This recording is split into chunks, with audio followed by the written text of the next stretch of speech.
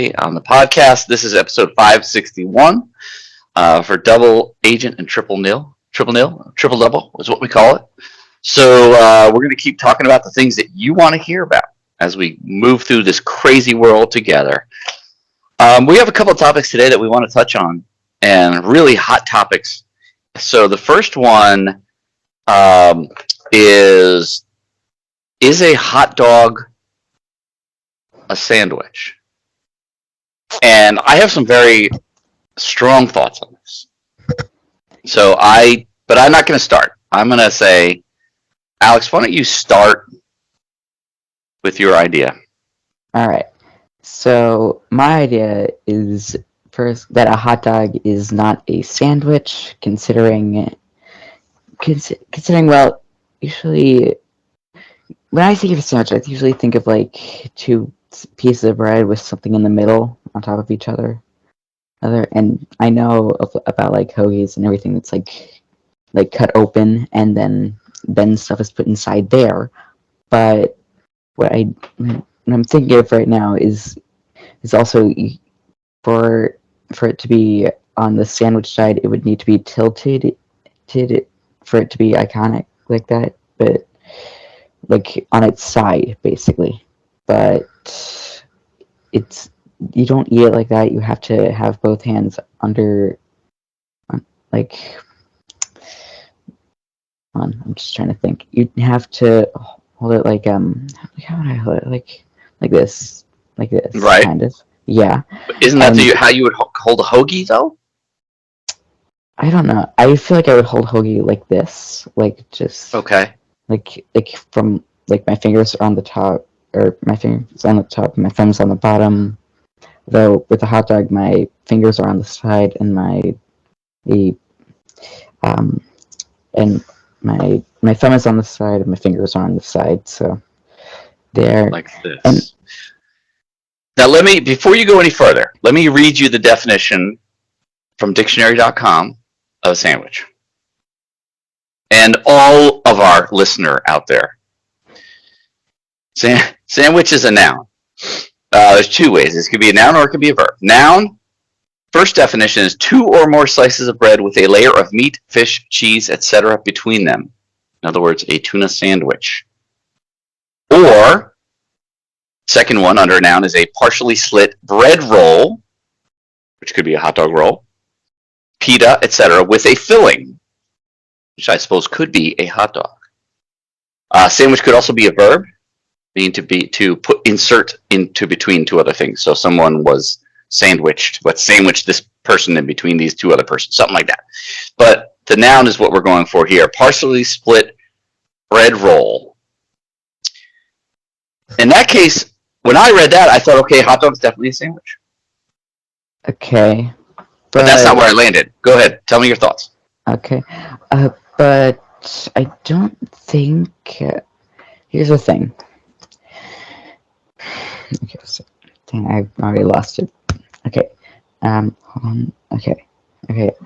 So, again, I don't necessarily think that a hot dog would be a sandwich, considering that usually a sandwich has like two pieces of bread, and if it is a hoagie, then it does need to be sliced down the middle. But again, you're not holding it right, and also the bread on a hot dog are called buns, not bread. That is something I had not considered. That we don't call it bread or even a roll, because that's actually literally what it says in the definition: a partially split bread roll pita. Yeah. So we call it a bun, and not that. I hadn't thought about that. I think that's a great argument. I have an even better argument. I am going to go on the side that it's not a sandwich. Okay? Okay. And here's why. A hot dog could be just a hot dog without the bread. So when you have a hot dog without the bread at all, it's still a hot dog. It's not contingent on the bread. Do you understand? Sure. Yeah. So, but a sandwich, the definition of a sandwich requires the involvement of bread, but the definition of a hot dog doesn't necessarily need to include bread. I could hold up a hot dog that I bought Oscar Mayer hot dog, and you would say that's a hot dog. Does that make sense? Yeah, it would.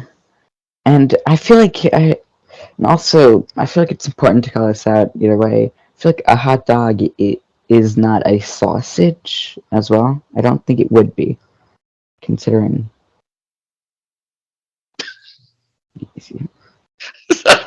Are you okay? It's like a sausage.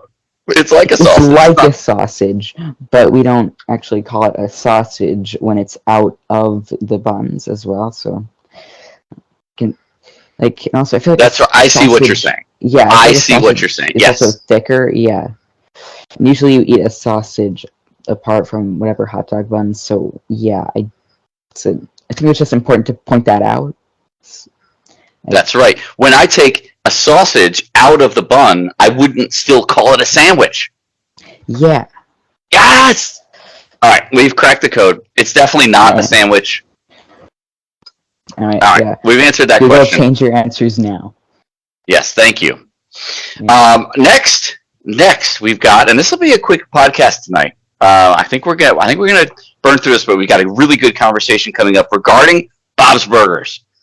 And Yes. we're each gonna do our top 5. We're gonna start from number 5. We'll each do our 5, then we'll each do our 4, each do our 3, each do our 2 and 1, etc. So, Okay. without further ado, I'm gonna tell you what my number 5 is, and then I want to hear your number 5. Are you ready for this discussion? Yes. Okay. I mean, I kind of rushed it because we were supposed to do it yesterday, but we moved it to today. So That should give you more time. What are you talking about? it was before we decided to do. What? It was before we decided to do it today, but we were gonna do it yesterday. So I forgot to write down the ones. So Okay. yeah. That's okay. That's okay. Do you have your 5? Yes. Okay. I'm gonna give you my 5th, and I'm gonna tell you a little bit about it, just so we can understand why it is so excellent. And if you have anything to contribute on mine, please do. So go ahead. Yes. I was ready. Yeah, I'm ready. Number 5, season 3, episode 21. Boys for Now. Oh, the first time we ever saw Boys for Now. What? Was it the first time we ever saw Boys for Now in Bob's Burgers? What are you talking about? Boys for Now only exists in Bob's Burgers. No, I'm talking. I'm saying the first time we actually saw them in an episode. Yes, well, no, the episode is called Boys for Now, but yes, it is the first time. Okay. That's the name of the episode. I should have been more specific. So this is the one where. So I'm going to point out my favorite parts of this, and then I'd love to get your feedback. First of all, I died when Boo Boo had to sit in the toddler seat in the back of the van and was strapped in because he's only 78 pounds. Second of all, go ahead. Yeah. And also, I feel like the funniest part about that is that they had to sing to actually get him into the booster seat. Not. Yes, absolutely. Yeah. The music, by the way, the music is great. I think that the songs that the fake songs that they made up for this episode are fantastic, and also there's a subplot here of Bob getting stitches. I don't know if you remember. He got this is the subplot where he cut his finger crotch. Really? And he saw the blood and he was like, oh. I thought that one. I thought that one was the one where the kids made an underground casino. No, that's not the same. Really? I swear. The only reason I remember that at all, that it was probably a part of the casino, was the fact that in the end it was like Mr. Fisher and Bob were gambling, and then it was in a rock paper scissors tournament, and then when Bob shoots the scissors, the blood shoots out from the finger crotch. That's the only reason why I stored it in that episode. You might be right. I thought. Yeah. I went back and I reviewed it. I thought, no, let's put a pin in that, and then We'll settle this on the next podcast. Give me your number 5. Okay, my number 5. Okay, I chose Fluies for my number 5. Oh, classic episode. Yeah, it is a very classic episode. So what did you like about it most? I feel like what I liked about it most. I don't know what I liked most, but probably the satisfying ending where Louise forgives her family. Oh yeah, that's also, great. But also the songs that the same song that was sung by every monster was just hilarious. Yeah. That Fortress is the worst, but it's really kind of I agree with you. Not every Bob's Burgers episode has good songs. Like some of the songs don't work. I think that's one of the ones where the songs work. And I also love that also the funniest episodes are the ones where Louise kind of steps out of character a little bit. She plays against character. okay. Right? So like at the end when she was like, I'm sorry, right? So okay, yeah. So like steps out of her own character and she's like surprises nicer. you. Yeah. Yeah, that it's not really exactly. Isn't that what she does at the end? Yeah, she does that in the end. She like forgives her family, even though like at the beginning she was doing the classic Louise threatens. So Okay. All right. I like it. That's a great classic episode. I'm gonna give you my number 4. All right, I'm interested. The Kids Run Away. Now, so the Kids Run Away is where Dr. Yap and Tina runs away, and not Tina. Louise runs away, and then she goes to Aunt Gail's house. And so the reason that I like this episode is because there's a little bit of Gail, but it's the funny Gail. It's really funny Gail. So, for instance, she does her poems. Here's 2 of the poems that she does. Yeah, Little cat, you're just like me. Okay, go ahead. What? I have it. I have this saved on my thing. So hold on. Walk to pee. Squat! That's definitely one of the best parts of the episode. That is absolutely.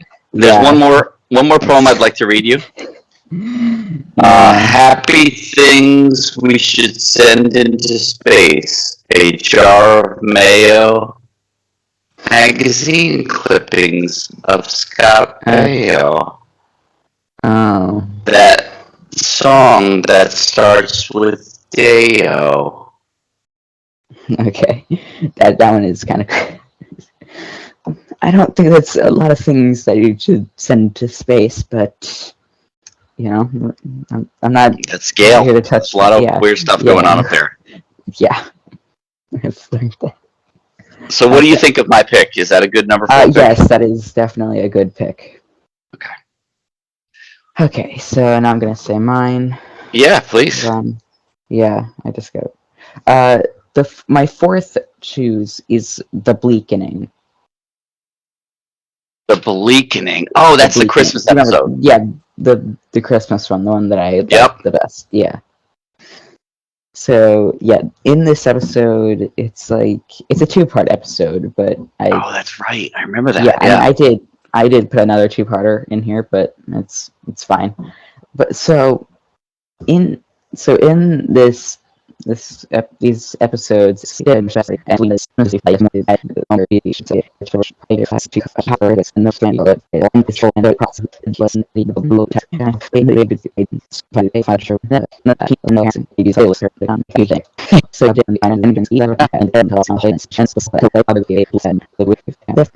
but there's another story happening here. There's like a sub-story where Teddy hears that a lot of Christmas inflatables have been being stolen in that Oh, area. I remember that. Yeah, and so and we all know that it was a part of the rave now, but Teddy didn't know that. So what he did was he got his little inflatable Santa out and then hid inside so he could jump scare any person that might try to steal the Santa inflatable.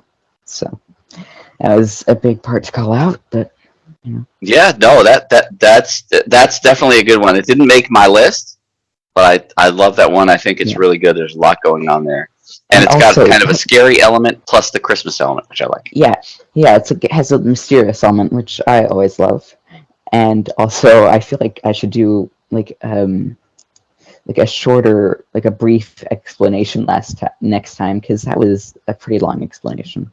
It's fine. It's fine. It was like, I don't know how long. It's a long story. That's why it was two. It was 2 episodes. That's why it was 2. Yeah. All right. All right. I love it. I love that episode. I think it's definitely one of the best ones, and I agree with your pick. I'm gonna go to number. Oh, what's that? In my opinion, it's like the best Christmas episode. So. Christmas. Yeah, there are some good Christmas episodes. That's definitely a good one. Yeah. I'm gonna move to number 3. Number 3. Okay. Number 3. Ready? I'm ready.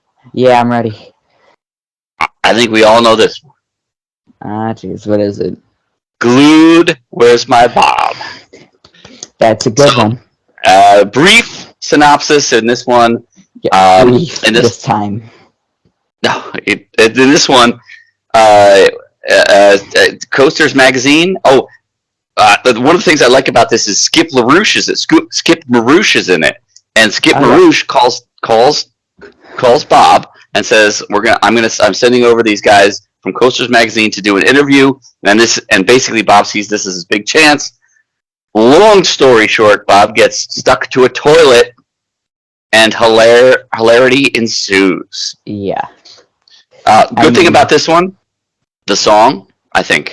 Yes.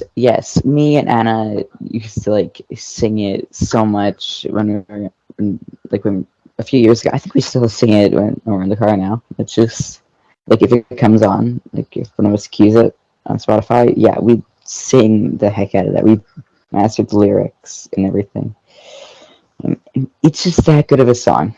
At least I'm just gonna say that. It's a good song. I like that. I like that a lot, and it ends well, right? He gets in the magazine, and it gets a kind of a quasi positive review, although it's a little silly, but it gets kind of so it ends. Yeah. It ends really well. Now that's episode. Yeah. Go ahead. Yeah. Yeah. I was just gonna point out the sign in the magazine. Quote: also, Bob got stuck to the toilet. And then you turn the page, and then Bob's just like, "Oh my gosh, there's a picture of me on the toilet and Coasters." I know that's definitely one of the best. What is your number 3? My number 3. Okay, yeah, but yeah, that's one of the best episodes. I agree. I forgot what the title of the episodes were, but it chose the Wonder Wharf 2-part episode. Okay. I remember that one. Yeah. Yeah, the one where you see Felix for like the second time, actually not the first time. But yeah, it was like one where Felix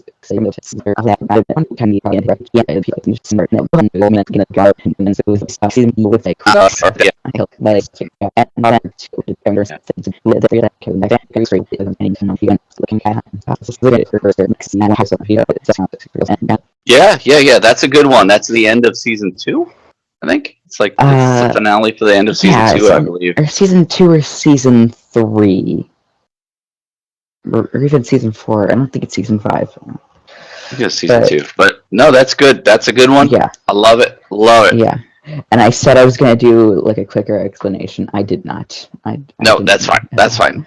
This is why we have editors. All right. I'm going to go to number 2. Number 2 on your list?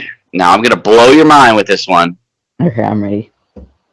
Number 2, I have Dawn of the Pack. Okay, that's... Now, I know what you're thinking. You're thinking, Dad, I thought this was going to be number 1. Yeah. So there's a little surprise coming up. So Dawn of the Pack, I'm going to I'll give you a quick synopsis. They decide to not do Thanksgiving, and they decide to go to Wonder Wharf instead, while Bob stays home, so he doesn't have to make his turkey. There's a turkey run. They're at the thing. They're doing the thing, and the turkey run. All the turkeys get let out. The turkeys are chasing after them, and it's basically like a cartoon zombie movie.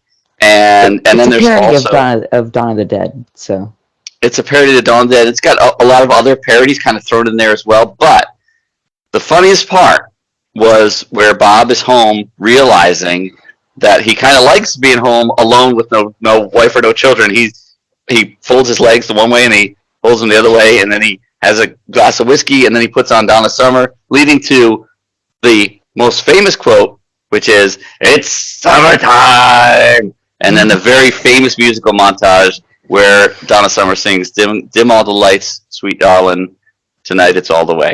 And I thought this was a very, very, very funny episode. It is very funny. I honestly thought when you were gonna lead into when he was playing Donna Summer, I thought you were gonna do it to a few minutes later, where Animal Control lets out all the turkeys from Wonder Wharf. Oh, that's a great quote as well. Screaming, panicking, and then Bob's just there, like dancing to Donna Summer, and he's just like, oh, just singing. Yeah, he's going like, yeah, that's so good. It's like Bob. It's just Bob singing. I can tell they probably purposely made Bob singing kind of like edgy in a way just for laughs, which I gotta say, I gotta give it up to the creators of House Burgers for that, because that's one of the best comedy. Yeah, that's one of the best comedic parts. Genius. Yeah. All right, give me your number 2. My number 2. Okay, for number 2, I put the Odor Games.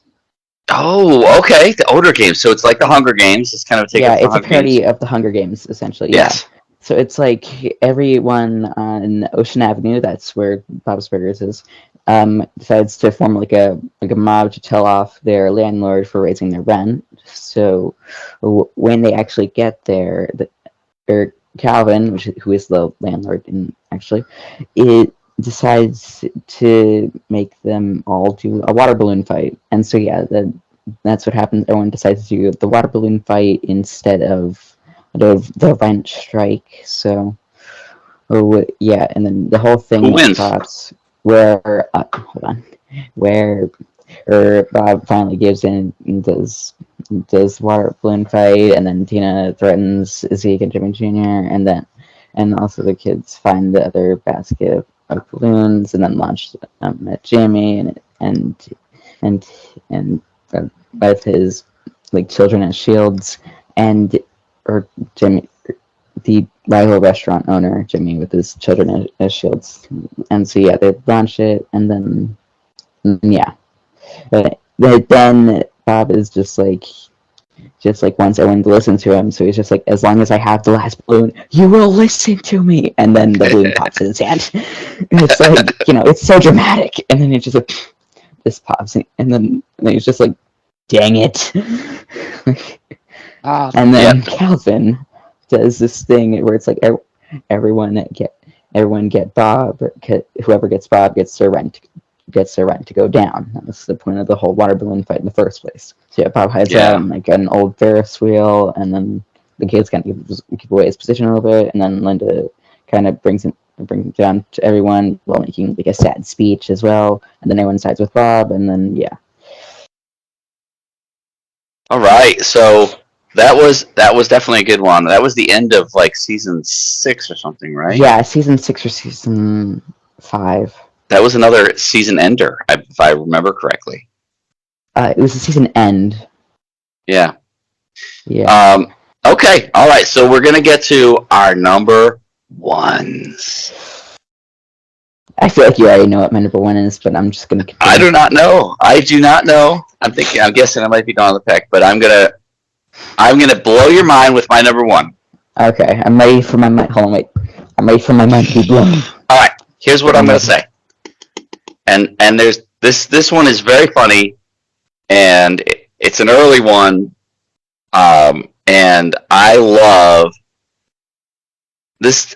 I almost forgot about it completely until I was kind of doing research for this podcast, and what I realized was this is hysterical. I've forgotten all about it. The episode is called Broadcast Wagstaff School News. But the reason what happened? I lost you. Are you there? My mind blew. Sorry, I had to put it all back together. Kind of. Okay. All right. Now the reason that this episode is my favorite. Well, I remember this one. Do you remember? Do you know why it's my favorite? Can you guess? I think I can. Because wait, was it the main story that was going on, or the side story? And then I'll try to decide. Second story. Yeah, the side story. Now I can. When you think of it, though, you'll know. Or when I tell you, you'll know why. Ready? Yeah. This is the one where Gene is little Bob. Okay, right.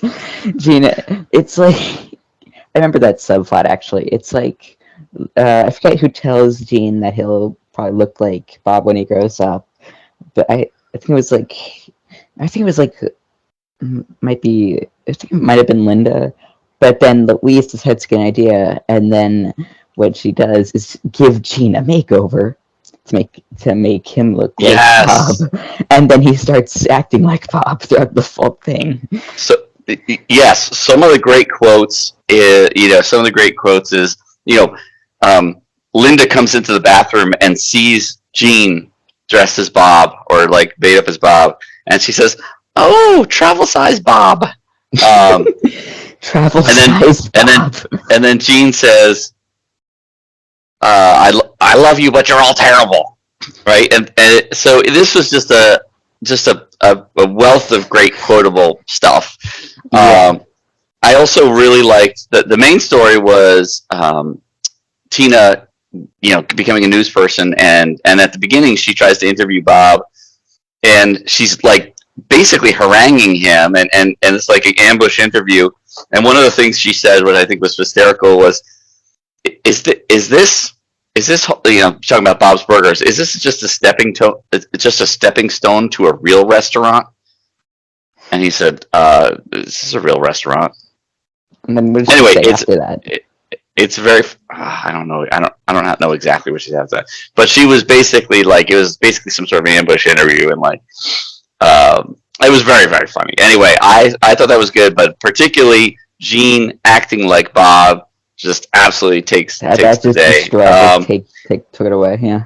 Yeah, and it is very, very funny. It's a really tough call between Dawn of the Peck or this one, but I leaned a little bit on this side because of the mini Bob factor. So give us your number one. Yeah, I don't think you're surprised when I say this. What is it? You know. Is it Dawn of the Peck? Yes. Yes. Yeah. But is that the only one that we have in common? Then I had to. What's that? If you didn't, then I had to. Yeah, I know. It really is. Dawn of the Peck is one of those ones that the first time I saw it, I literally just laughed out loud. Most of the movie, most of the show, I'm completely laughing out loud, particularly to like the scenes with him dancing and while the. Yeah. I mean that really does take the cake. The thing is, you can't really watch it too often because then its funniness just downgrades on you. Yeah, you have to savor it. You have to put some time in between viewings. I agree with you. You don't want to wear that one out. Another great quote. Let me give you another great quote. I think I know what this quote's going to be in this. Who's in control? Animal Control. Okay, never mind. It wasn't the one I was thinking of. Or it was. Go ahead. You tell me your favorite quote. Probably like my favorite part of the episode, or I'm not sure what my favorite part is, but I'm pretty sure. First place on my favorite part would be the part after he danced to Down This Summer, and then like tries to get a beer open, so it gets to dry, gets a beer opener, it's just like, oh yeah, hey, turkey baster, because the turkey baster is the turkey baster, like, yes, his love-hate relationship with the turkey baster. Yeah, and then it doesn't fit in the drawer a few times, and it just like takes it out finally. It's just like, is this what you want? You want to do this? You want to do this now? Right now. That's a classic. That's classic you, turkey baster. Not fitting in the drawer. Classic you. Yeah. That's classic you. You think I wanted this? But I didn't want this. I didn't want this. There's still time. The grocery store's only open for another hour. We can do this. Yeah. Let's go. Get up.